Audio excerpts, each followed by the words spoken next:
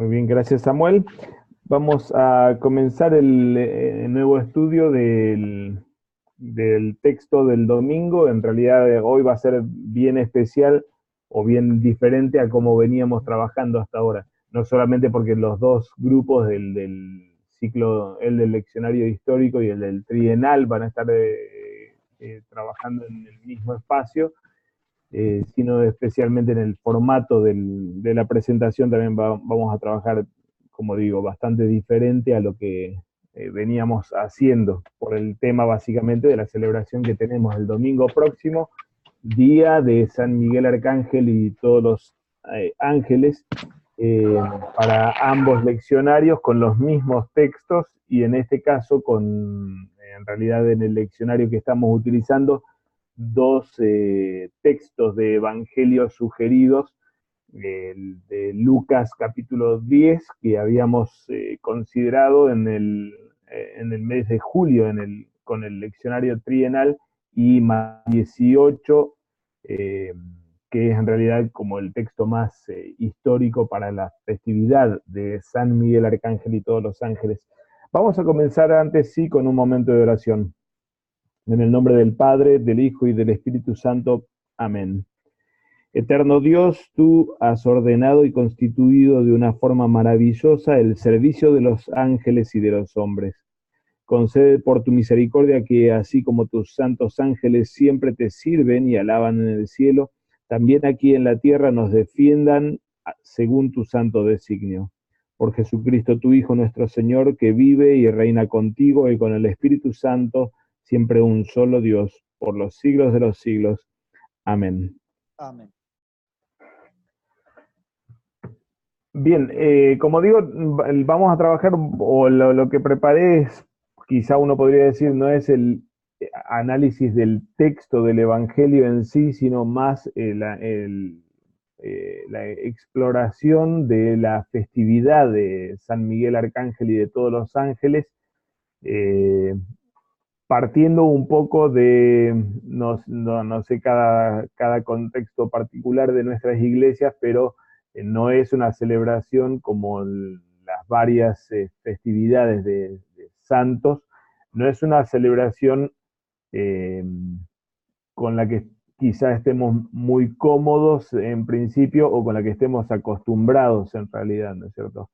Eh, Así que por eso quería destinar más que nada el tiempo para la exploración de lo que representa esta festividad, del lugar que tiene para nosotros como luteranos, y sí al final hacer una entrada a los dos textos del Evangelio que están asignados, como decíamos, Lucas 10 y Mateo 18, aunque sin entrar en detalles tanto exegéticos como también en el texto original. No vamos a explorar hoy el texto original en sí, aunque podríamos tal vez hacer algún comentario sobre el texto griego de esas partes, sí. Quería comenzar, sí, con una revisión de la historia de la festividad de San Miguel Arcángel y de todos los santos, especialmente la de San Miguel Arcángel. La devoción y la veneración del Arcángel Miguel, se tiene registros de que comenzó probablemente en el siglo III o IV más o menos en Asia Menor, zona, recordamos, donde el apóstol Pablo trabajó, la zona encabezada por la ciudad de Éfeso, eh, cercana a Frigia también. Estas dos zonas, en lo que hoy día es Turquía, eh, tienen por detrás del tiempo del cristianismo una gran cantidad de cultos, obviamente paganos, centrados en la adivinación especialmente. Y el lugar, como normalmente era en la cultura greco-romana, el lugar de los oráculos era generalmente los lugares o las fuentes de agua. Cuando el cristianismo entra en toda esta región y avanza y también se vuelve iglesia, la religión del imperio, San Miguel Arcángel pasa a ocupar un lugar realmente importante y pasa a reemplazar mucho de estos cultos paganos ligados con los oráculos y particularmente con los pozos de agua o con las fuentes de agua. Fueron de alguna forma como tomados por el cristianismo esos espacios y ese tipo de cultos, y San Miguel Arcángel fue una pieza clave en esta cristianización de los cultos paganos o de las prácticas religiosas paganas de Asia Menor. Se tiene registro, sí, que por primera vez hay una basílica en la iglesia de Occidente en el año 493, que es justamente cuando al inaugurarse se establece la fecha que tenemos ahora, el domingo, el 29 de septiembre del 493, se consagra la Basílica de San Miguel Arcángel, la primera iglesia consagrada al Arcángel, en lo que se llama la gruta de Monte Gargano. Si uno googlea hay material y de hecho es un sitio arqueológico o un sitio turístico muy importante en el oriente de Italia, más o menos a la altura de Roma, pero en la otra costa de Italia. La basílica esta está hecha en una gruta, en la piedra, en la roca, y así como ven está la imagen del Arcángel Miguel, que representa la aparición que dio origen a este lugar como lugar sagrado. En las afueras de la iglesia tienen esta otra representación más moderna en realidad, o más nueva, no tan antigua como la de adentro, pero de todos modos, tanto una como la otra marcan este lugar como el lugar de culto a San Miguel Arcángel. Esto es el siglo V, entonces, que aparece en Occidente y que se comienza a celebrar el 29 de septiembre la festividad de San Miguel Arcángel, ligado justamente con esta supuesta aparición del Arcángel eh, en esa gruta. En el siglo IX, recordábamos a los francos, habían tomado el poder en el imperio, en el Sacro Imperio Romano, en el norte, en Alemania, el concilio de Mainz establece esta misma fecha del 29 de septiembre como la fecha de celebración para San Miguel Arcángel, especialmente por la importancia que San Miguel toma ahora para el imperio como figura o como patrón del mismo imperio, especialmente por toda la imagen o connotación de héroe guerrero que él tiene. Los teutones allá en el norte tenían también en sus dioses paganos, dioses guerreros, y San Miguel Arcángel era realmente un gran reemplazo de esos dioses paganos.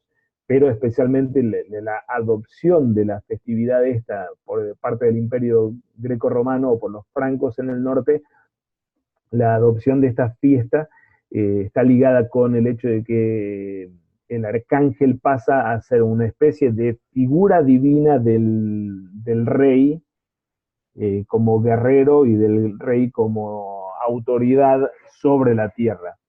En los siguientes siglos, ahí tenemos 1019, en el siglo XI entonces, tenemos registros de la adopción de la festividad en Inglaterra o en el occidente de Europa. Siglo XIII, no lo marqué acá, pero en siglo XIII sí, tenemos la adopción de esta misma práctica, el culto a San Miguel Arcángel como patrón del mismo rey o de los mismos reyes. Siglo XIII ya lo tenemos en España, aunque es recién en el siglo XV que la Casa de Habsburgo, allí en España, impone fuertemente este culto. San Miguel Arcángel pasó entonces justamente en esta época a ser una figura fundamental en la nueva evangelización de Latinoamérica después del Concilio de Trento. La evangelización post-tridentina, recordamos, no solamente llevaba la tradición católica antigua, sino particularmente el ataque de Roma en contra de la herejía del luteranismo. Así que San Miguel Arcángel pasó a ser una figura realmente clave en en toda esta movida de Roma o de la Iglesia española en la colonia de América, eh, en la imposición de la fe católica y el combate de la falsa doctrina de los luteranos. Justo recientemente, yo hago referencia muy escueta acá al comienzo, a dos artículos recientemente escritos, no hace mucho, hace 5 años, de una tal Nira Leiva Gutiérrez y otra Linda Williams. Justo estas dos mujeres escriben artículos de sociología de la religión o algo por el estilo, en los que analizan el rol que tuvo San Miguel Arcángel, especialmente en México. Una de ellas habla de cómo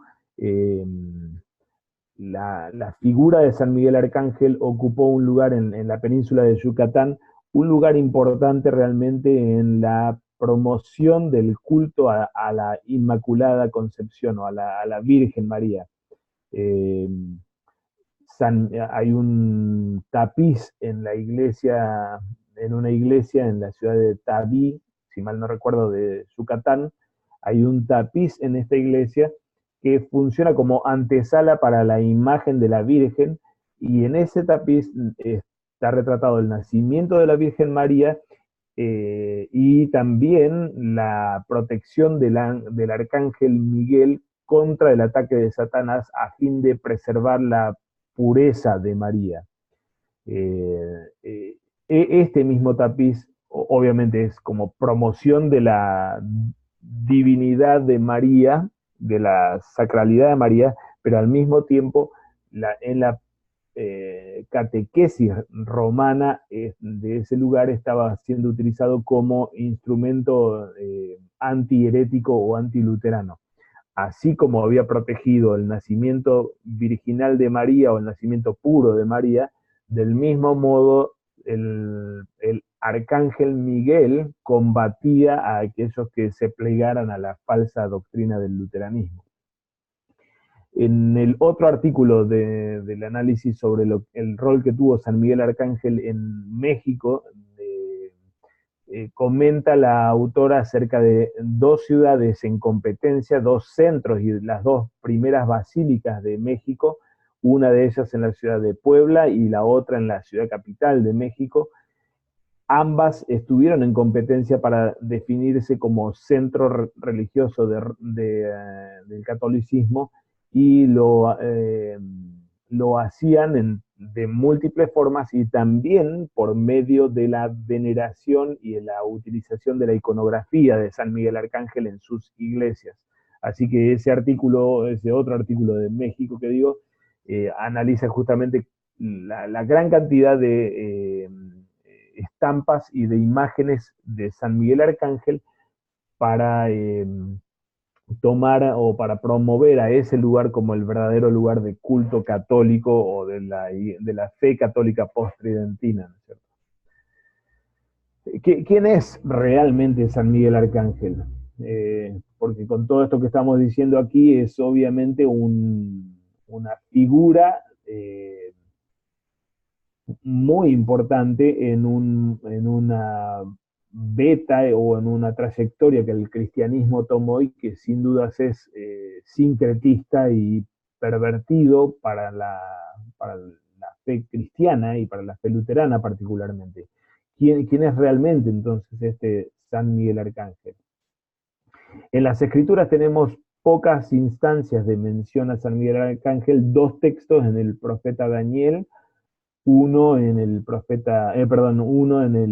libro de Judas del Nuevo Testamento y otro en el libro de Apocalipsis. Quería invitarlos a revisar estos textos. Algunas de estas lecturas, Daniel y Apocalipsis, son de hecho las lecturas del Antiguo y la epístola para el domingo. En el profeta Daniel tenemos capítulo 10, recordamos esto es avanzada la segunda parte del libro del profeta Daniel, concentrada o describiendo las visiones apocalípticas que el profeta recibe.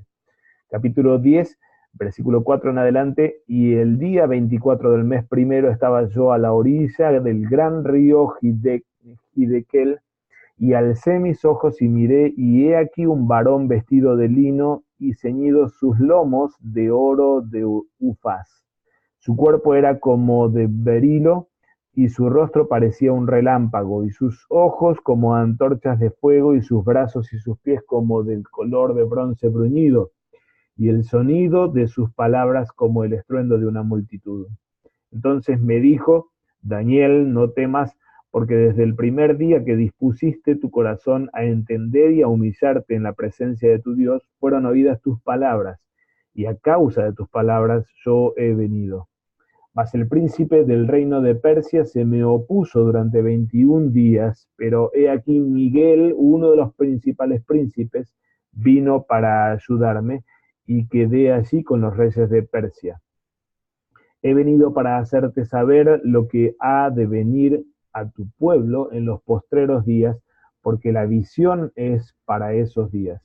Aquí el ángel revelador que se le aparece a Daniel no es Miguel, pero él hace referencia a Miguel como principal de los ángeles, o como uno de los principales príncipes, que en realidad es quien eh, brinda la ayuda al ángel revelador a fin de poder estar en medio de un territorio, o en un territorio, el de los persas, bajo la jurisdicción de un otro ángel, de un ángel perteneciente en realidad, como tenemos en la tradición de Medio Oriente y del judaísmo extracanónico, eh, un ángel, perdón, canónico también, un ángel relacionado con la nación de los persas, ¿sí?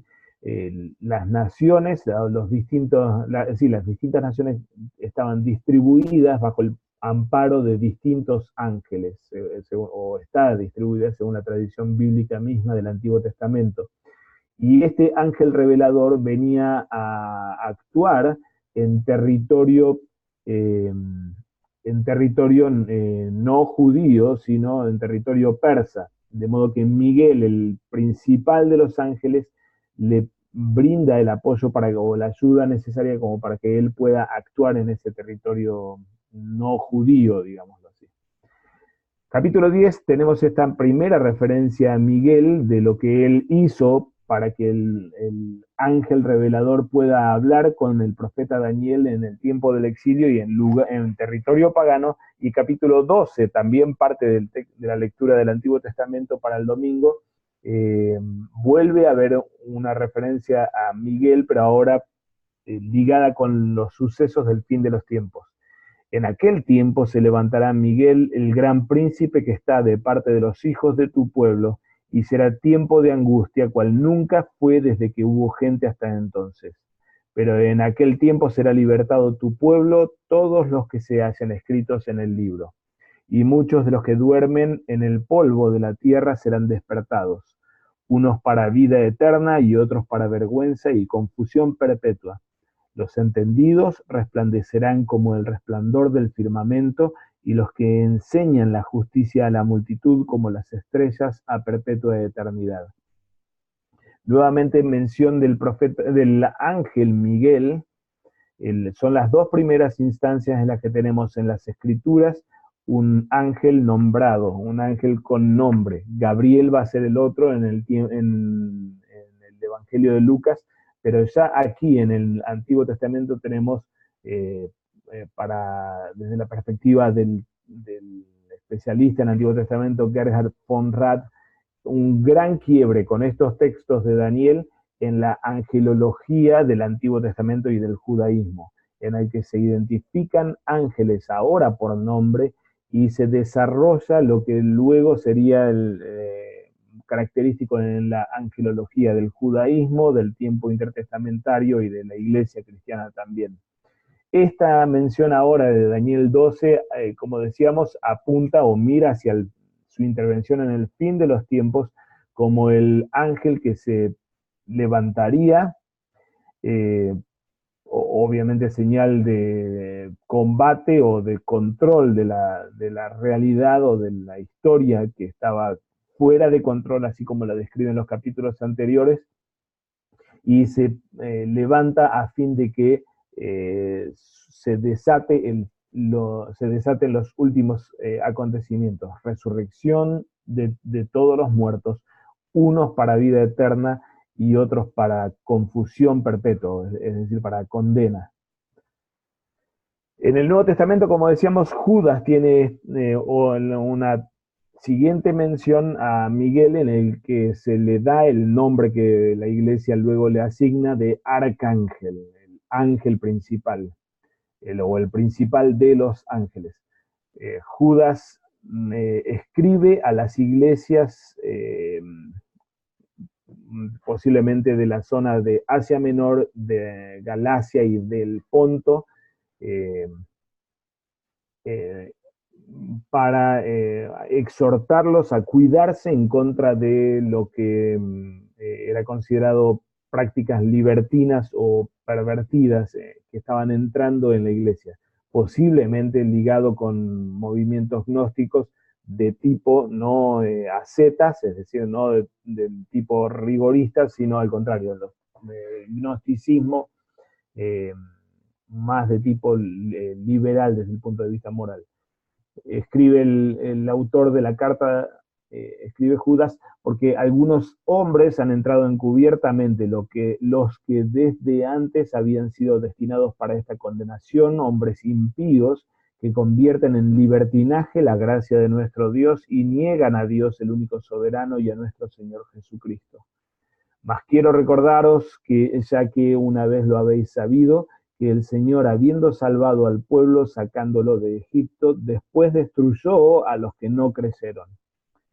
No obstante, de la misma manera, también estos soñadores mancillan la carne, rechazan la autoridad y blasfeman de las potestades superiores.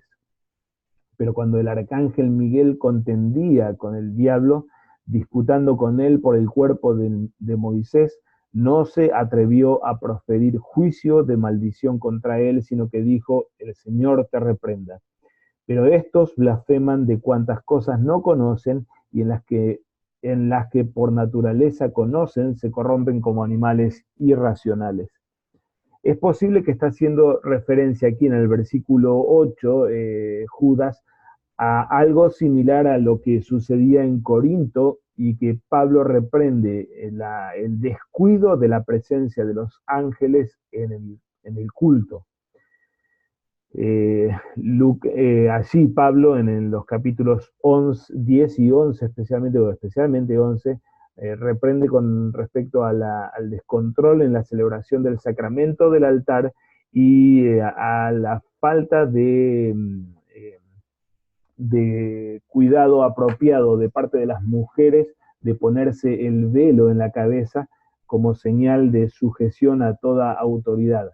La reprensión de Pablo allá está justamente ligada con el descontrol que estaba habiendo en el culto y que Pablo reprende como falta de decoro, especialmente considerando la presencia de los mismos ángeles en el culto que la iglesia de Corinto no estaba teniendo en cuenta.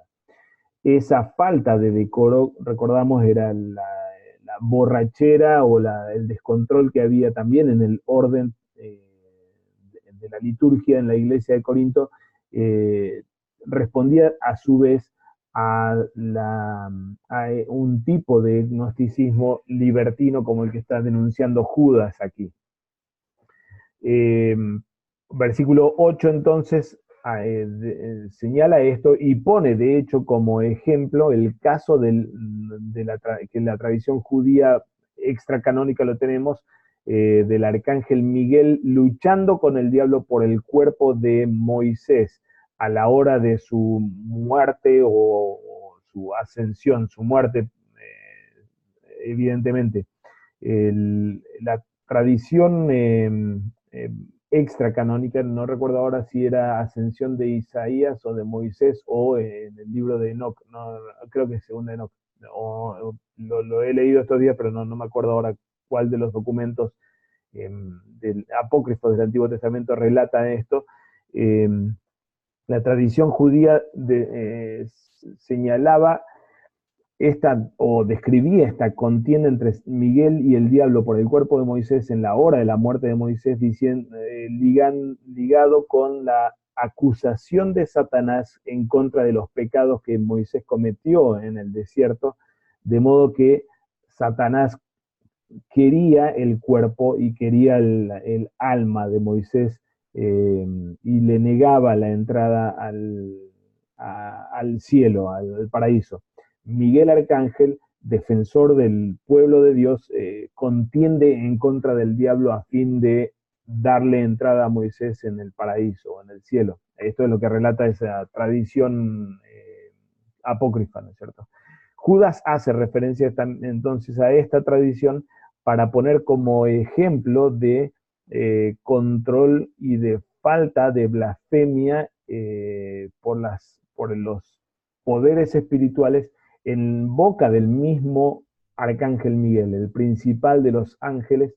Él mismo no se atrevió a ocupar el lugar de Dios como juez definitivo, sino que eh, sometió esto al juicio divino, que el Señor te reprenda. Es decir, él no lo maldijo, aunque tenía eh, toda la base para hacerlo. Judas utiliza entonces esta escena referida en el versículo 9 para exhortar a los lectores a cuidar su forma de hablar con respecto a los poderes espirituales o a los ángeles que de hecho están en medio de la iglesia. Apocalipsis 12 tiene otra referencia al arcángel Miguel en el contexto de este drama que narra en una de las intercalaciones de la gran narrativa de Apocalipsis. Gran texto de Apocalipsis, y que describe el ataque satánico en contra de Cristo, en contra de la iglesia, en el que se inserta en el medio la lucha o la batalla celestial entre el arcángel Miguel y el diablo. Leo el texto de corrido, son unos cuantos versículos. La porción para el domingo es un poquito más corta que esto, pero es necesario tal vez tener a la vista todo el drama que narra aquí Apocalipsis.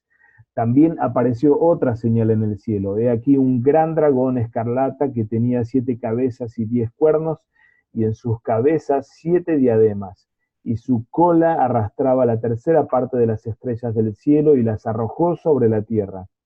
Y el dragón se paró frente a la mujer que estaba para dar a luz, a fin de devorar a su hijo tan pronto como naciese. Y ella dio a luz un hijo varón, que regirá con vara de hierro a todas las naciones, y su hijo fue arrebatado para Dios y para su trono. Y la mujer huyó al desierto, donde tiene lugar preparado por Dios, para que allí la sustenten por 1260 días. Después hubo una gran batalla en el cielo. Miguel y sus ángeles luchaban contra el dragón, y luchaban el dragón y sus ángeles. Pero no prevalecieron, ni se halló ya lugar para ellos en el cielo. Y fue lanzado fuera el dragón, el gran dragón, la serpiente antigua, que se llama Diablo y Satanás, el cual engaña al mundo entero. Fue arrojado a la tierra, y sus ángeles fueron arrojados con él. Entonces oí una gran voz en el cielo que decía: ahora ha venido la salvación, el poder y el reino de nuestro Dios y la autoridad de su Cristo, porque ha sido lanzado fuera el acusador de nuestros hermanos, el que los acusaba delante de nuestro Dios día y noche. Y ellos le han vencido por medio de la sangre del Cordero y de la palabra del testimonio de ellos, y menospreciaron sus vidas hasta la muerte. Por lo cual, alegraos cielos y los que moráis en ellos. Ay de los moradores de la tierra y del mar, porque el diablo ha descendido a vosotros con gran ira, sabiendo que tiene poco tiempo. Y cuando vio el dragón que había sido arrojado a la tierra, persiguió a la mujer que había dado a luz al hijo varón. Y se le dieron a la mujer las 2 alas de la gran águila, para que volase de delante de la serpiente al desierto, a su lugar, donde donde es sustentada por un tiempo y tiempos y la mitad de un tiempo. Y la serpiente arrojó de su boca tras la mujer agua como un río para que fuese arrastrada por el río. Pero la tierra ayudó a la mujer, pues la tierra abrió su boca y tragó el río que el dragón había echado de su boca. Entonces el dragón se llenó de ira contra la mujer y se fue a hacer guerra contra el resto de la descendencia de ella, los que guardan los mandamientos de Dios y tienen el testimonio de Jesucristo. Gran texto y gran narrativa que nos presenta aquí el profeta Juan, el apóstol Juan, en el que en una misma historia nos cuenta, como decíamos, el ataque que Satanás hace en contra de Cristo, en el que la mujer, según los comentaristas, probablemente aquí en los primeros versículos es Eva María, Eva, la madre de aquel cuya de aquella simiente que aplastaría la cabeza de la serpiente, eh, Eva María, madre de este hijo nacido como varón y que regirá a las naciones con vara de hierro. Este nacimiento de Cristo descrito en el versículo 5 enseguida se vuelve arrebato, muerte de ese mismo niño y ascenso al trono de Dios. La mujer, aquí posiblemente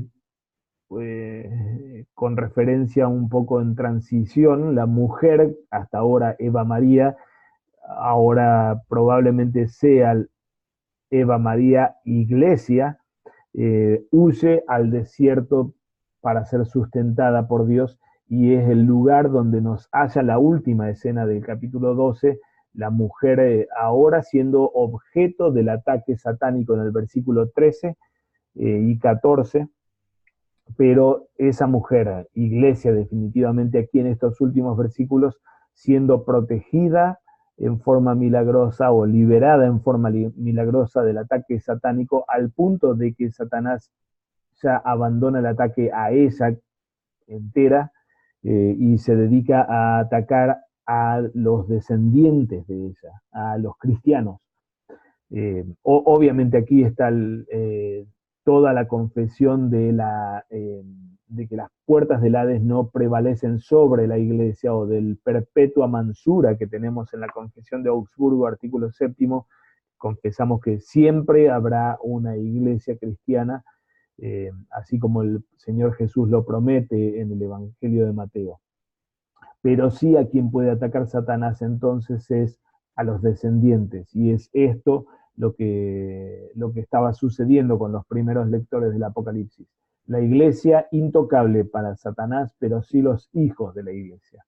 En el medio entra en escena entonces Miguel y el escenario no es aquí en la tierra, donde había sucedido el nacimiento de Cristo y donde sucedía la persecución de la iglesia y de los cristianos.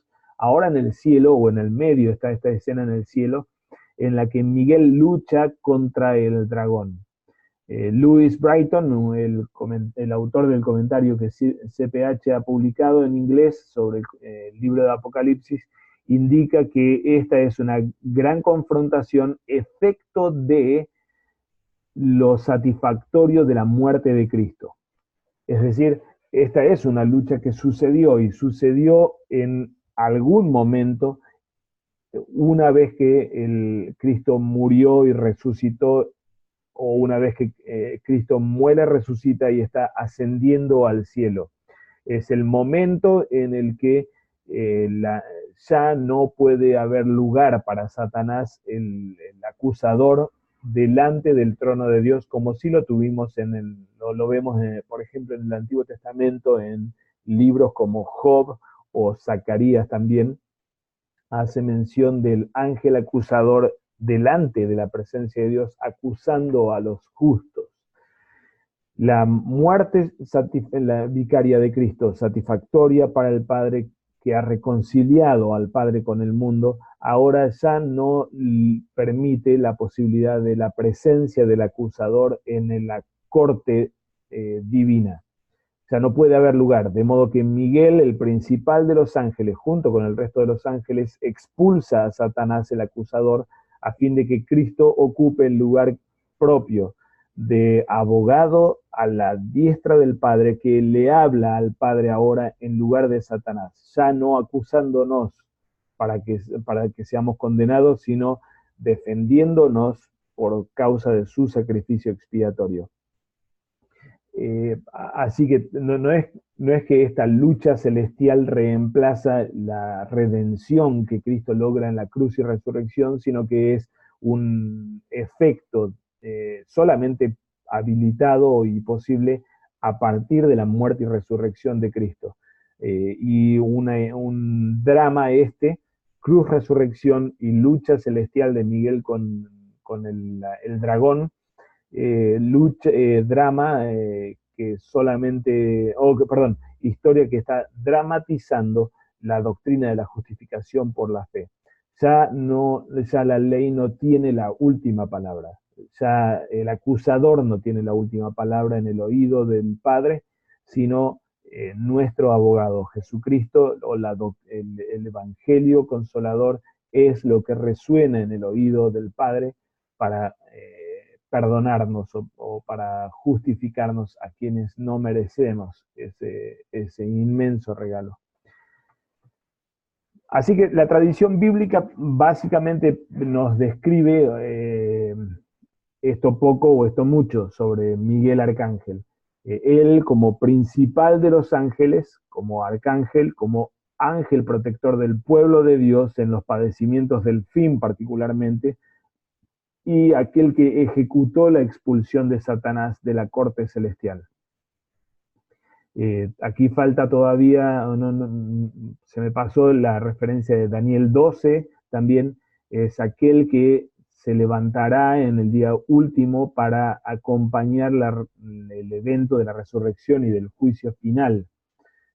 Así que este es un rol importante en realidad en la tradición cristiana de Miguel Arcángel. Sería un cuarto elemento que la tradición bíblica trae, ¿no? En la religiosidad popular tenemos varios agregados, pero que elaboran en base a esto. En la religiosidad popular judía, tal vez entra mucho más fuerte el rol de San Miguel Arcángel como intercesor por la humanidad y el guarda del paraíso, así como también guía en el tour apocalíptico por el cielo y el infierno en la visión que los profetas en la tradición apócrifa tienen. Van al infierno y es Miguel Arcángel quien guía y quien describe o abre los espacios, tanto en el infierno como en el cielo.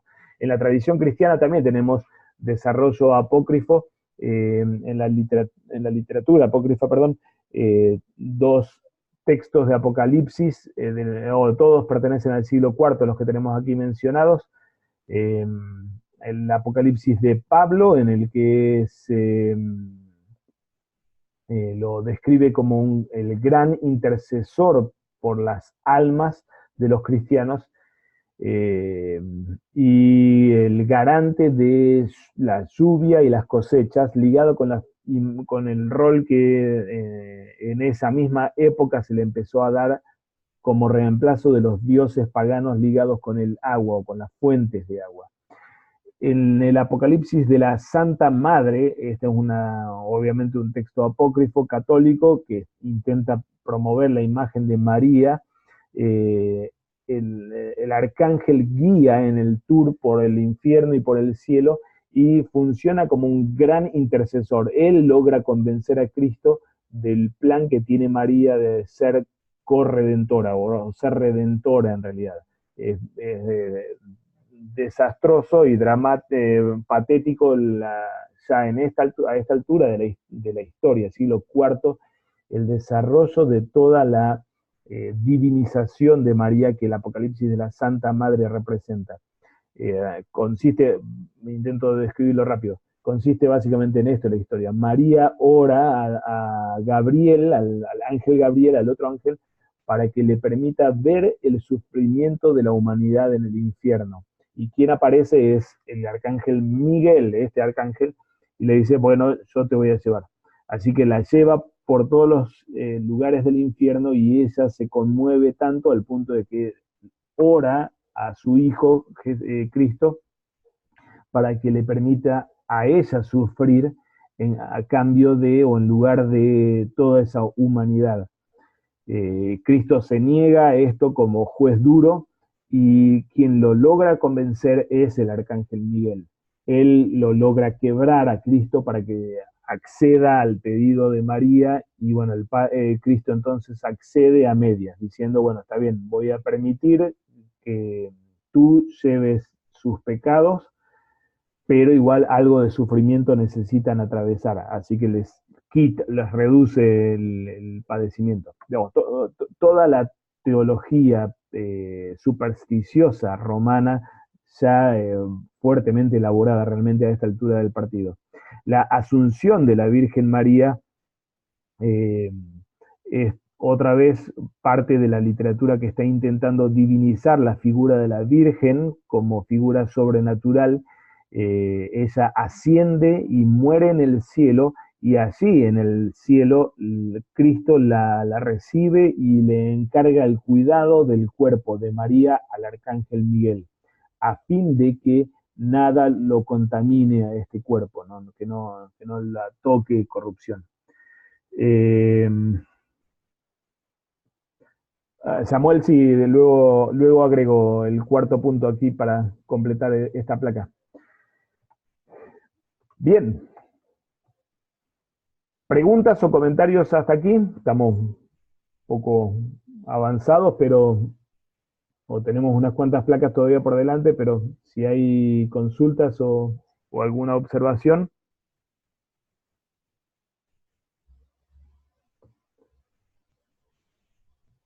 No, pastor, todo está muy bien, muy bueno. Quizá uno renueva o no puede evitar renovar la pregunta de qué hacemos nosotros celebrando esta festividad.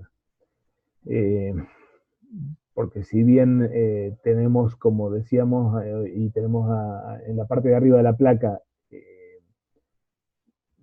material muy importante con respecto al arcángel Miguel y al rol de las huestes celestiales, de todos modos, mucho de la celebración en los orígenes cristianos y también judíos, como lo vemos allí al pie de la placa, realmente están contaminados con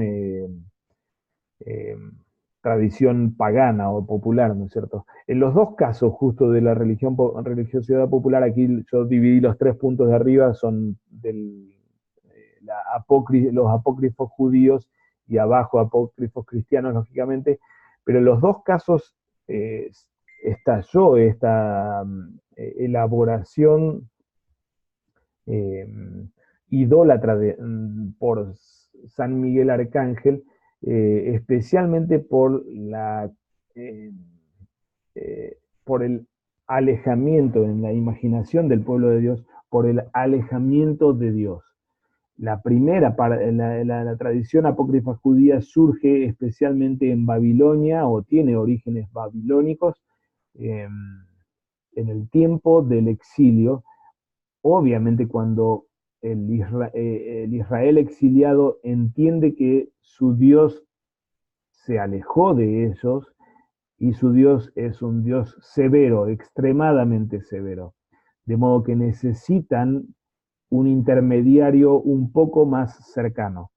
Es este rol justamente que cumple especialmente San Miguel Arcángel.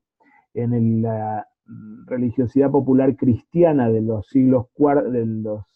primeros siglos, siglo IV en este caso, sucede exactamente lo mismo. Como habrán notado cuando hablaba acerca del Apocalipsis de la Santa Madre, Cristo funciona definitivamente ya como el Pantocrátor, el todopoderoso juez, duro, airado y totalmente inflexible.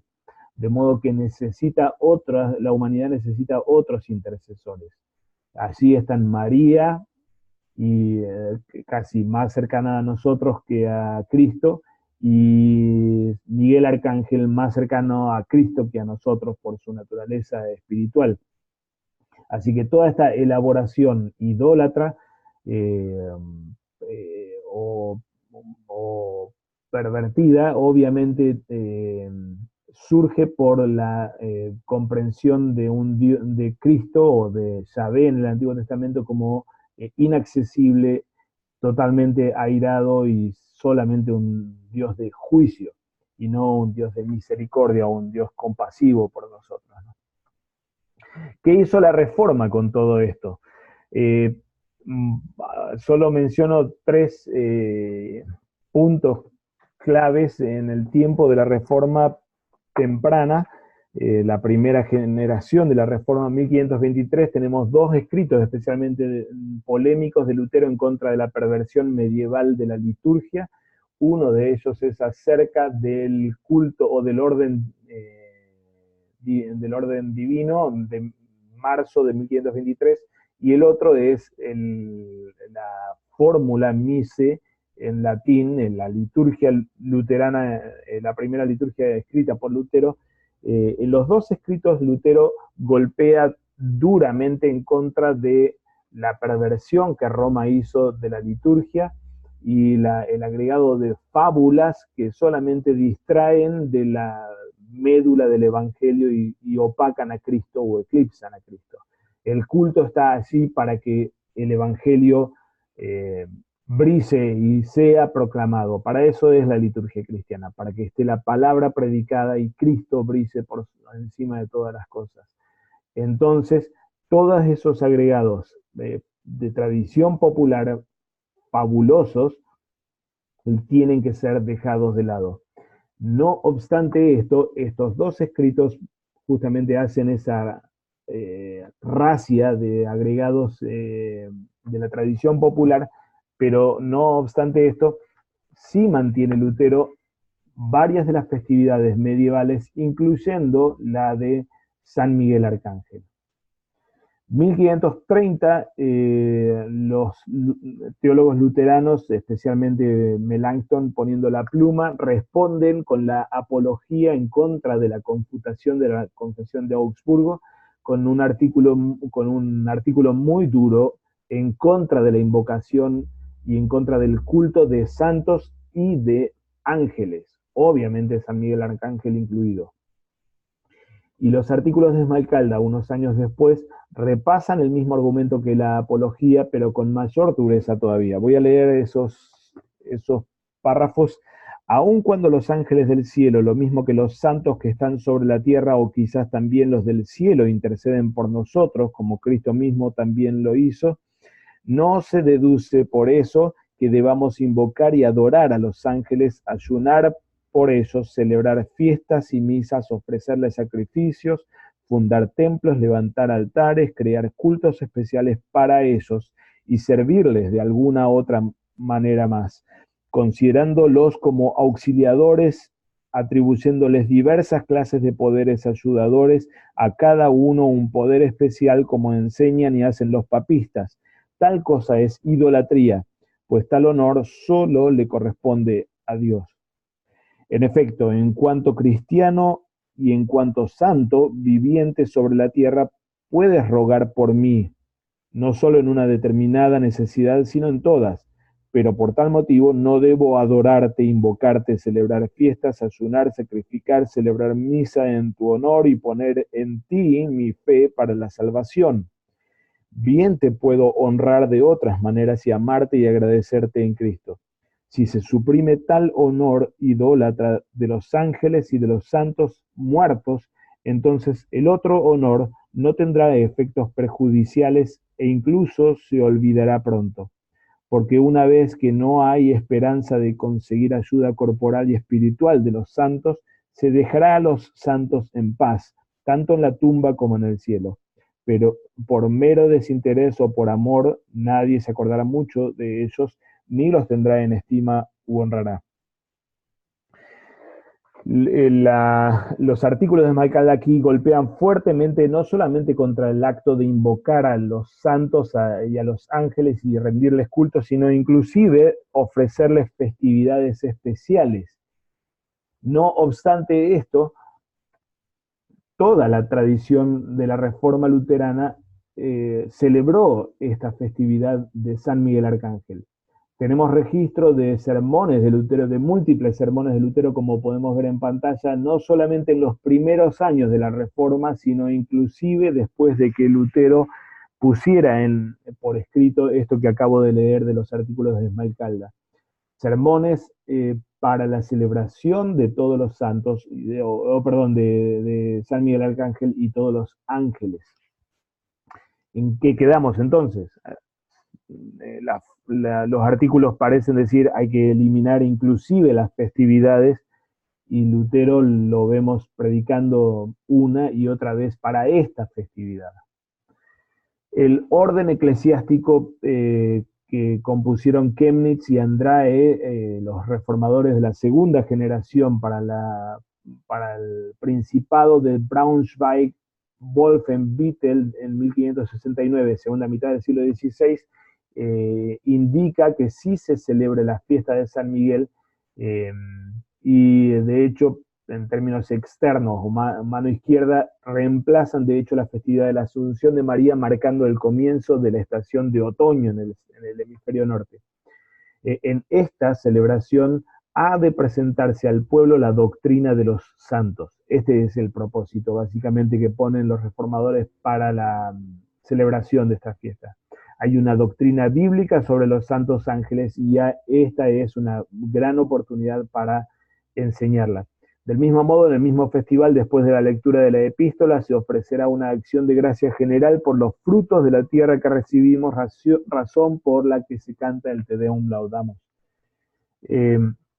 Lutero mismo, en uno de los sermones, en la Postilia de 1532, indica básicamente tres propósitos para la festividad de San Miguel Arcángel: que aprendamos a pensar con aprecio acerca de los santos ángeles y no vivamos como los paganos materialistas que creen que este mundo está sin demonios y sin ángeles; que aprendamos a pedir auxilio en nuestras necesidades.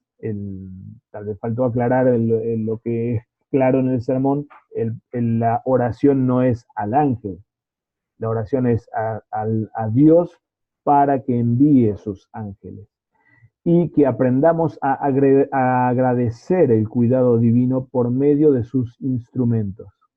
Lutero ubica en este sermón a los ángeles dentro de lo que podríamos definir como su doctrina de las máscaras de Dios, de las larvae Dei, las máscaras de Dios con las que Dios actúa. Nos ilumina por medio de astros, nos cuida por medio de nuestros padres y de las autoridades civiles, y también por medio de ángeles. Y también nos ataca por medio de ángeles, permitiendo que Satanás golpee como él tanto lo ansía y lo desea. Entonces, dice Lutero, esa dinámica de mordiscos de Satanás y protección de parte de sus ángeles es la dinámica con la que él hace su obra extraña y su obra propia en nuestro favor, o con la que nos humilla y nos beneficia por su bondad hacia nosotros. De modo que esta celebración, dice Lutero, es realmente importante para por lo menos para estos tres propósitos. También segunda generación de la Reforma, Johann Spangenberg, el hijo, en 1543, publica un libro que fue traducido al inglés recientemente por el Sínodo de Missouri.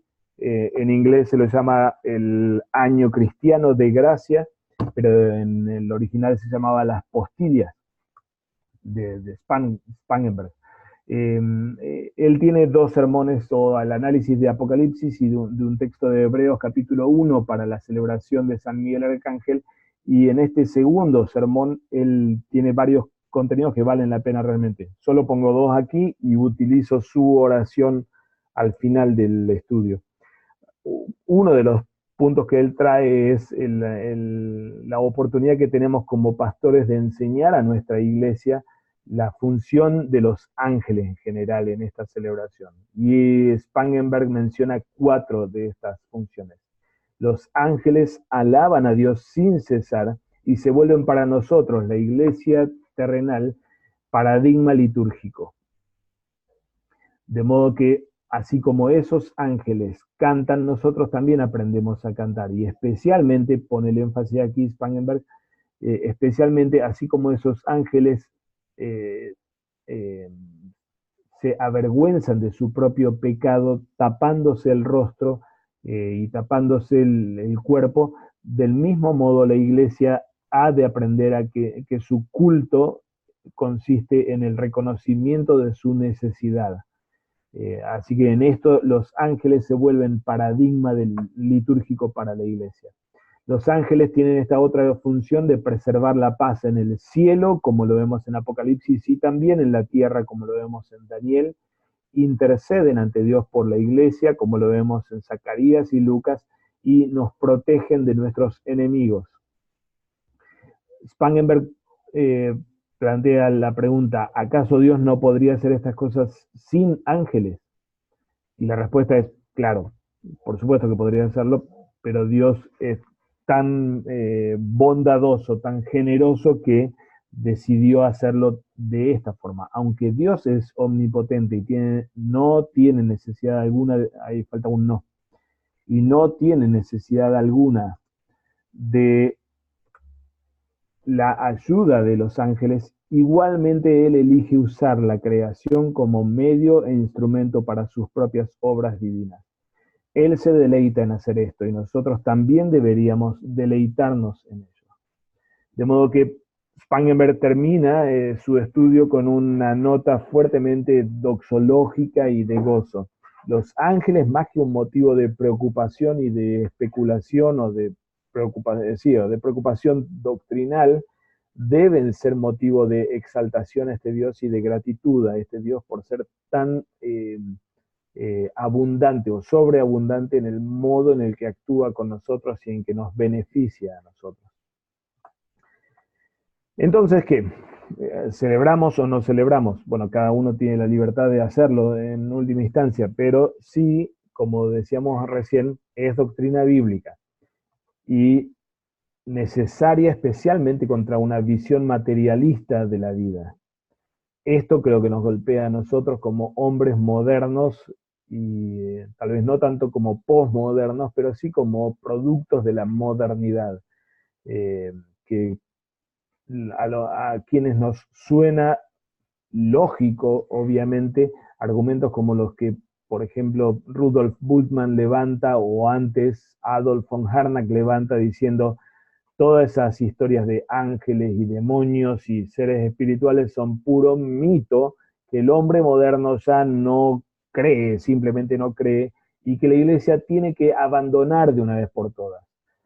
No, precisamente por nuestra modernidad, la iglesia necesita enseñar la doctrina de los ángeles para hacernos entender, una, que los ángeles sí existen, que los demonios sí existen, que la iglesia está rodeada de estos ángeles y es parte de esta familia mucho más amplia de lo que los ojos de la carne ven, que Satanás golpea y nos pone en riesgo constante, por lo que necesitamos pedir a Dios auxilio y agradecer el auxilio que recibimos en forma milagrosa, cuando tal vez por una visión materialista podríamos pensar que esas cosas pasan simplemente por casualidad o pasan por una relación mecánica de causa y efecto entre las cosas materiales y punto, ¿no es cierto?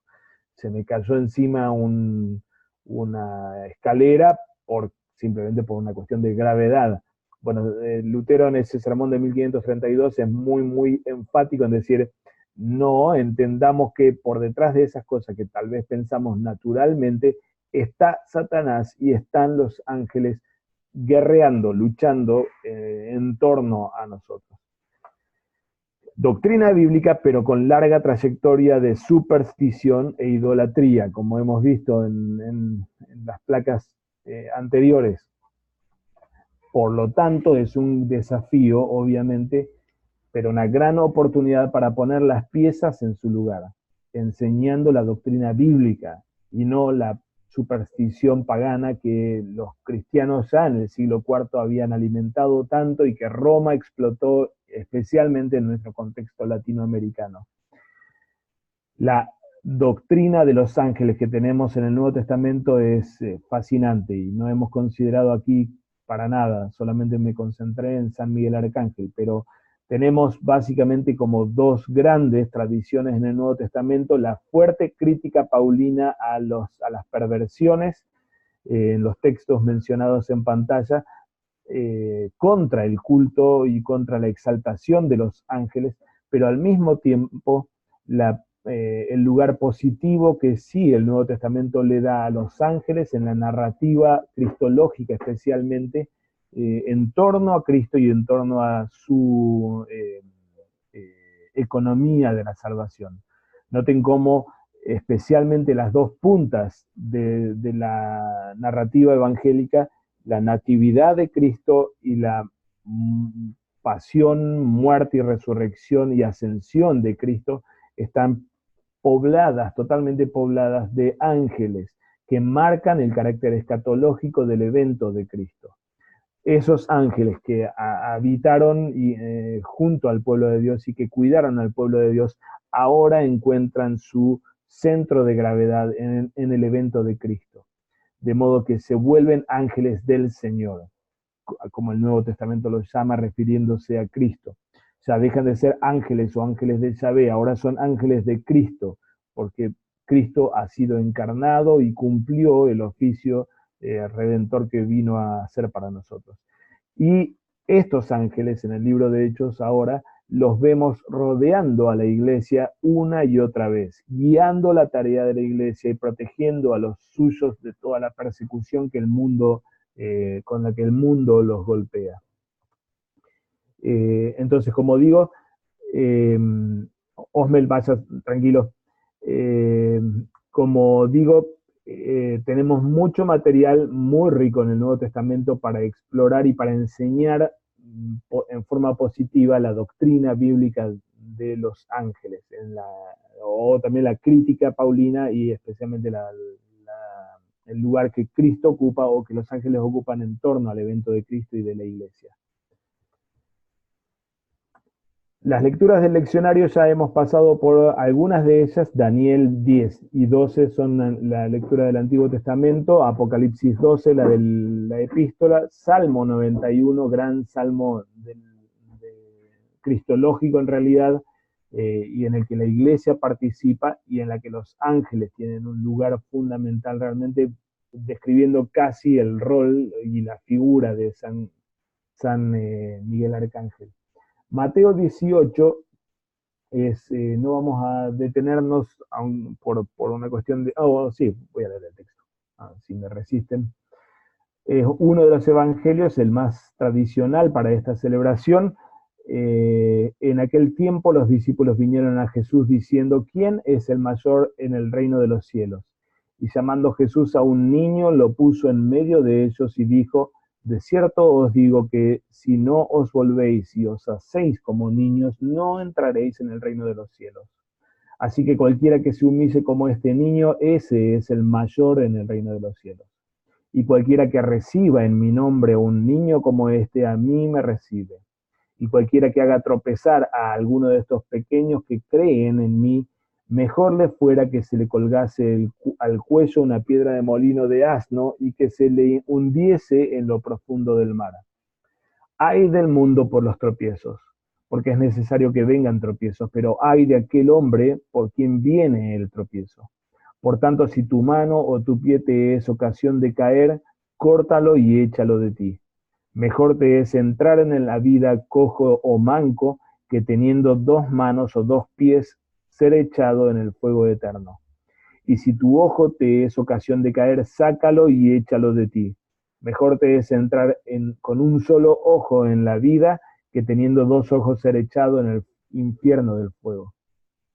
Mirad que no menospreciéis a uno de estos pequeños, porque os digo que sus ángeles en los cielos ven siempre el rostro de mi Padre que está en los cielos. El Evangelio del domingo, en el caso de Mateo 18, tiene solamente este último versículo con referencia explícita a los ángeles.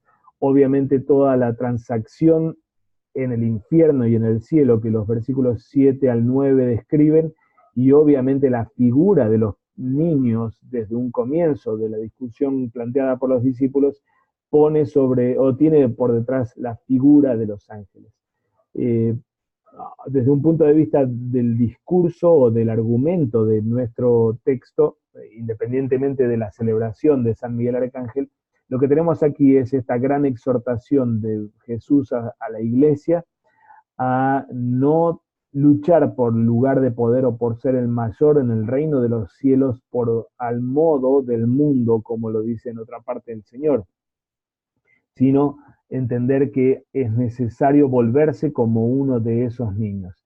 En esta línea de argumentación de la exaltación divina del menor, del más pequeño, los ángeles entran como un gran argumento, un argumento casi insuperable.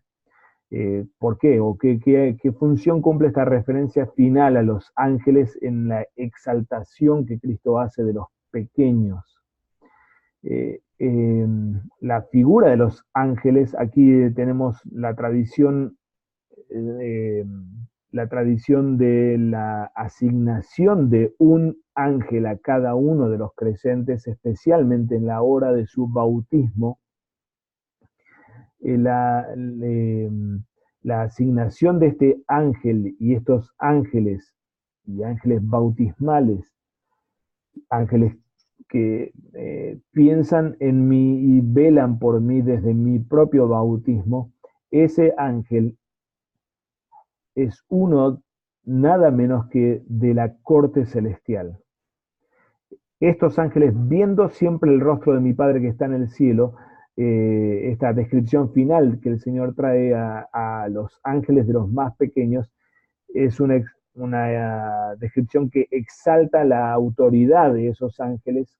No son cualquiera, no están perdidos aquí en el mundo tratando de hacer su propia historia, sino que todos los días están delante del Padre como funcionarios que tienen acceso privilegiado al rostro del Padre, y que reciben las órdenes del Padre a fin de cumplirlas conmigo o contigo, con los bautizados. De modo que esta última argumentación, el porque os digo en adelante del versículo 10, esta última argumentación es una señal de advertencia para aquellos que desprecian al pequeño, a los pequeños del reino, recordando que el Padre tiene el ojo puesto en ellos y es activo a diario en traer a su presencia y enviar a nuestra presencia al ángel asignado para cada uno de nosotros. Por eso son nuestros ángeles, sus ángeles, para que esos ángeles cumplan y lleven a cabo la tarea de cuidado que el mismo Padre ordena. No está San Miguel Arcángel en primer plano, obviamente, sino que son todos los ángeles. La segunda parte de la celebración del domingo enfatizada en el texto de Mateo. Lucas 10 fue analizado en el leccionario trienal, si mal no recuerdo, en el cuarto domingo después de Pentecostés. Es parte de la narrativa del envío de los 72 cuando ellos vuelven y vienen celebrando el éxito que tuvieron. Volvieron los 70 con gozo, diciendo, Señor, aún los demonios se nos sujetan en tu nombre. Y les dijo, yo veía a Satanás caer del cielo como un rayo. He aquí os doy potestad de hollar serpientes y escorpiones y sobre toda fuerza del enemigo y nada os dañará. Pero no os regocijéis de que los espíritus se os sujetan, sino regocijaos de que vuestros nombres están escritos en los cielos.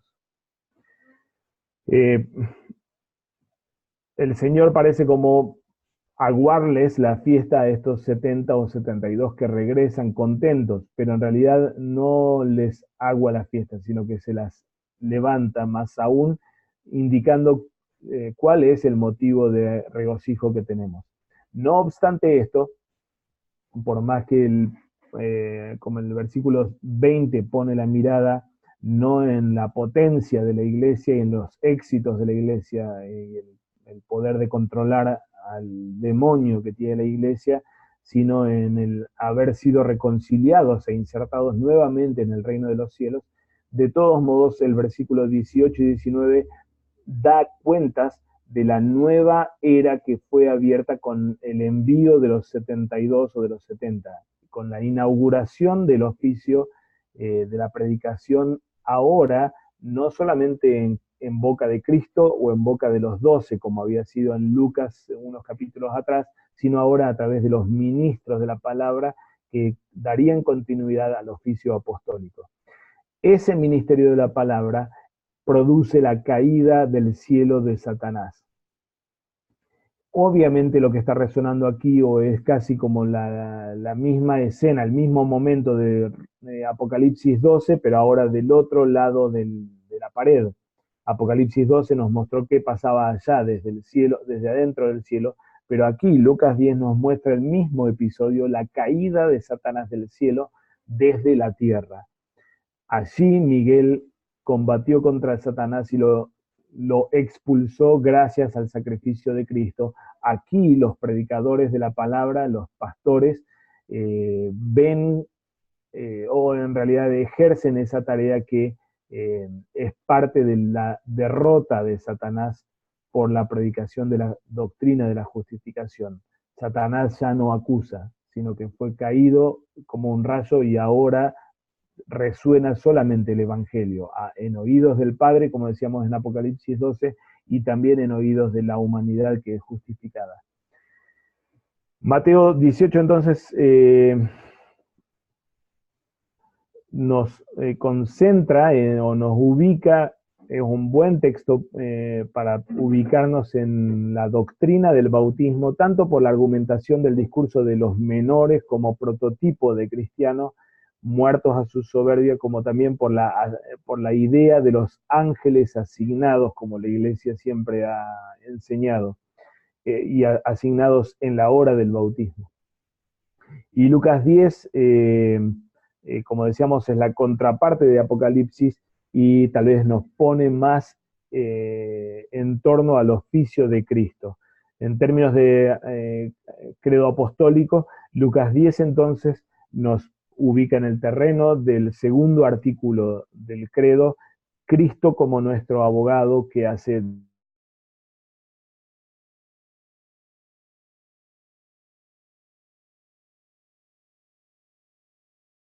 Aló, ¿se me cortó a mí o se cortó a todos? No, yo estoy acá también. Creo que se cortó. Sí, se detuvo un poco. Voy a preguntar al pastor.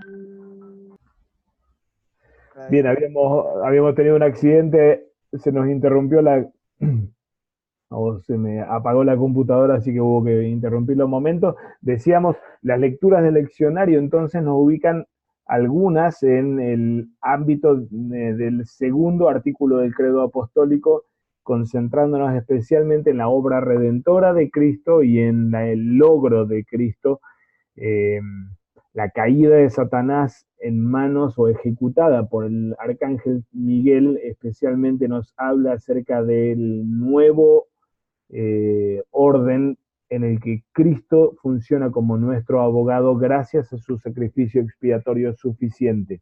Doctrina de la justificación por la fe y el artículo de Cristo son los grandes temas y el gran énfasis si uno camina por dándole énfasis a Lucas 10 y a Apocalipsis 12. Ahora bien, Mateo 18 nos ubica, como hablábamos recién, con respecto al énfasis bautismal que tiene el texto, nos ubica primordialmente en el tercer artículo del credo, en torno a la vida sacramental, a los ángeles que desde el bautismo están junto a la iglesia, cuidando de la iglesia y de cada uno de los bautizados.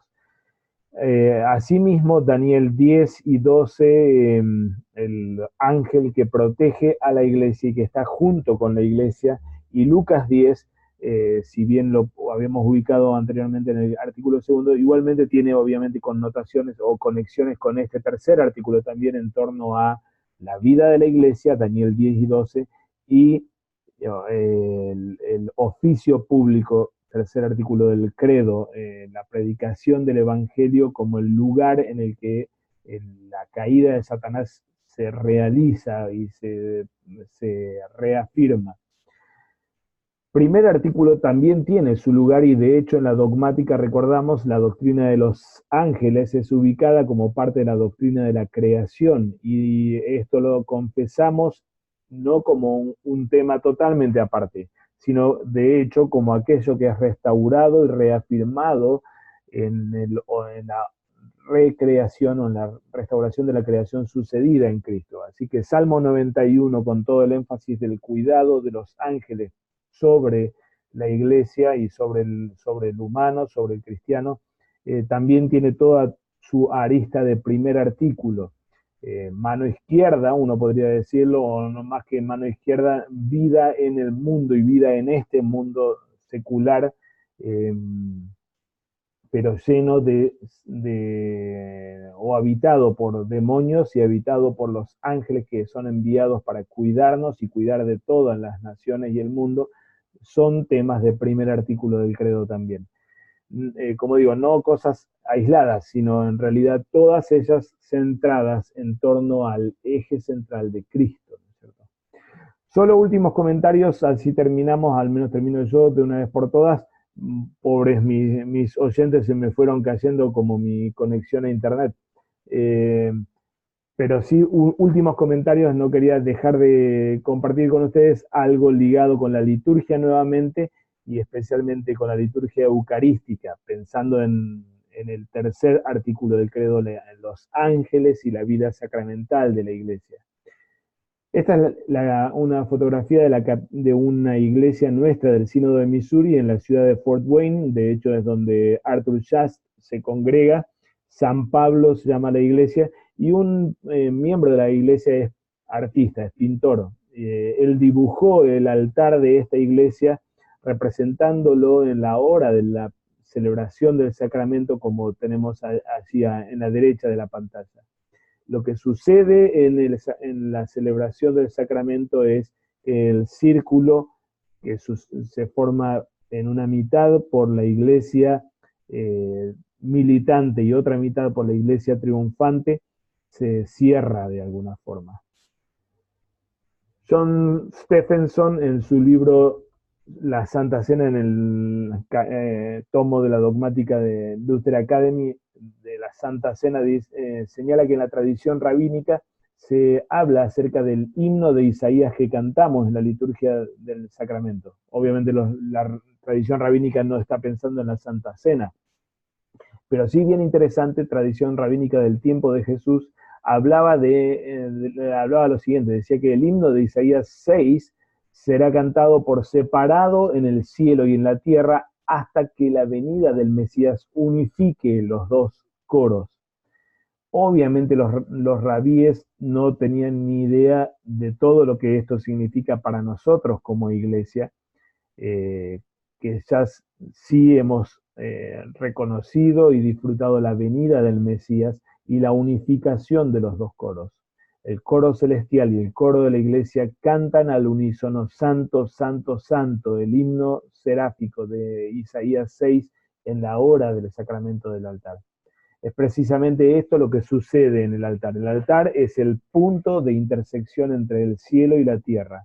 De modo que cierta misteriosa proximidad con aquellos que nos precedieron en la fe es otorgada en el preciso espacio de la baranda del altar.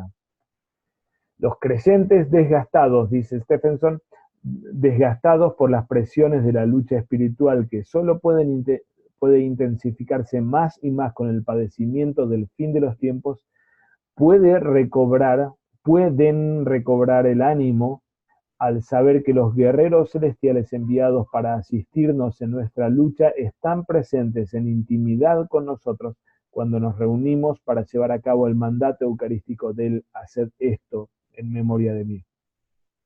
La Iglesia celebra no solamente los beneficios que brotan de Cristo y que llegan hasta nosotros por intermedio del oficio de la predicación y de la administración de los sacramentos, sino que celebra la presencia hoy del Cristo resucitado en su cuerpo real y en su sangre dados como dones de vida eterna. Y allí donde está Cristo está el cielo. Y allí donde está Cristo están las huestes celestiales que se han vuelto desde la hora de su encarnación huestes de Cristo, los ángeles del Señor que rodean a la iglesia y que participan junto con la iglesia en la exaltación anticipada escatológica de este Cristo como aquel que nos ha redimido. Este es el gran privilegio de la iglesia y es el gran privilegio también de una celebración como la del domingo.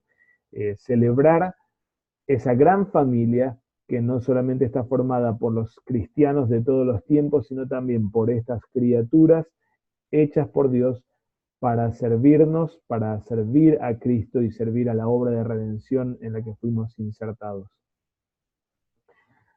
Si les parece, terminamos con un momento de oración, orando una oración propuesta por Spangenberg en el análisis del texto que hoy mencionábamos también. Oramos para terminar.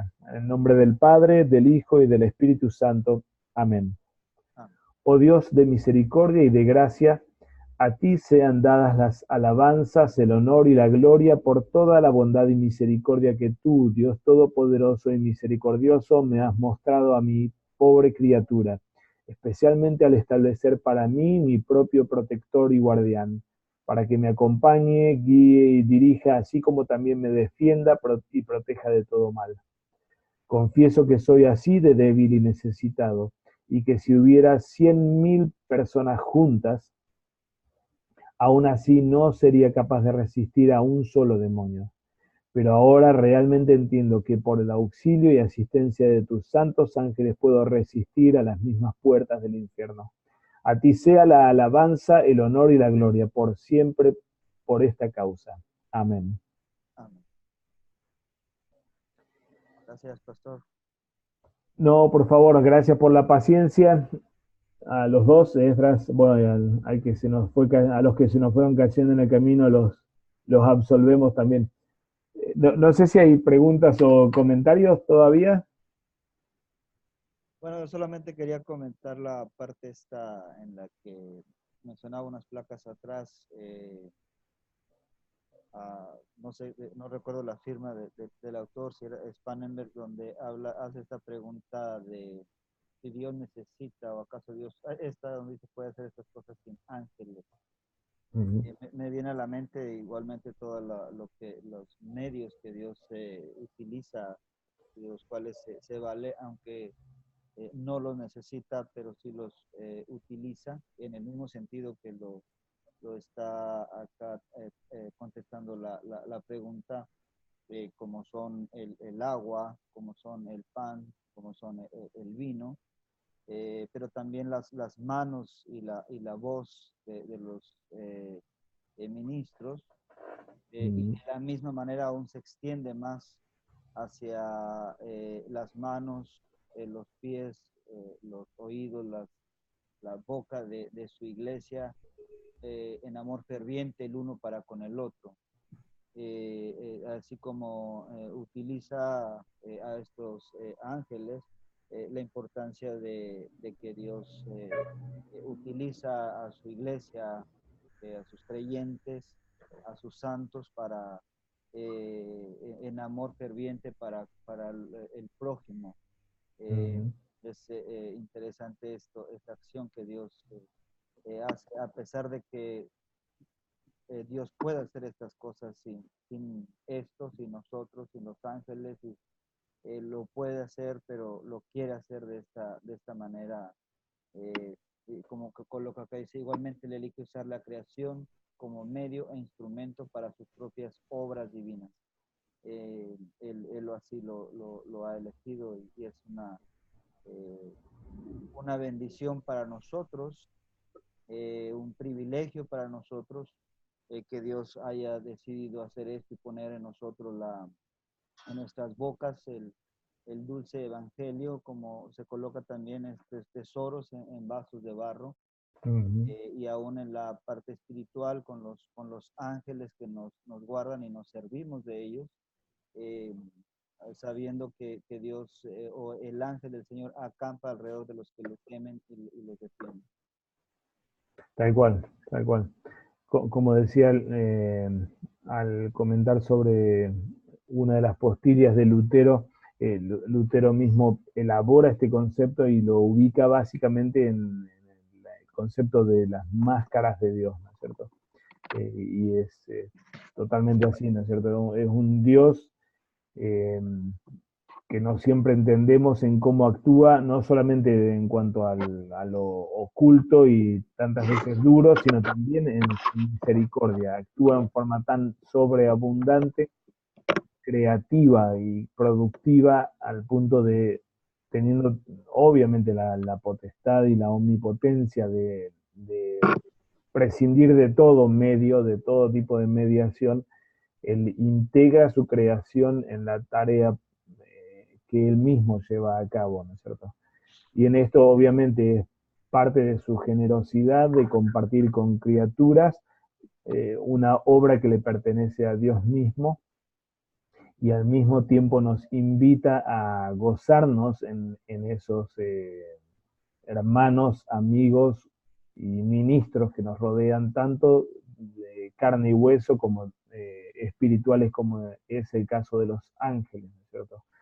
En nuestro tiempo, como digo, y tal vez en nuestra cultura más moderna, todo esto obviamente suena un poco más de esa superstición antigua y medieval o pagana de los aborígenes en Latinoamérica, de la que la iglesia tiene que sacudirse y sacarse de encima, pero en realidad nos ubica en ese gran contexto y gran familia en la que no solamente nos volvemos o practicamos, podemos practicar la humildad, porque yo necesito del cuidado que Dios presta por medio de los ángeles, como lo oramos todas las mañanas y todas las noches, eh, sino que al mismo tiempo nos volvemos gozosos por esa gran familia tan productiva que este Dios ha generado para nosotros, y que nos rodean, como el libro de Hebreos también lo indica, ¿no es cierto?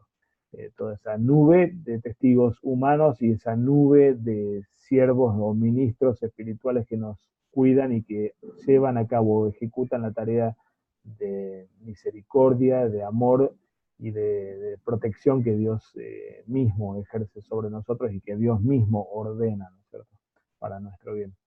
Así que sí, sin duda, es más allá, como decía hace un momento, de ser un tema eh, preocupante por los riesgos de falsa doctrina que puede abrir toda la celebración de San Miguel Arcángel y de todos los ángeles, es en realidad un día de fiesta y un día de celebración.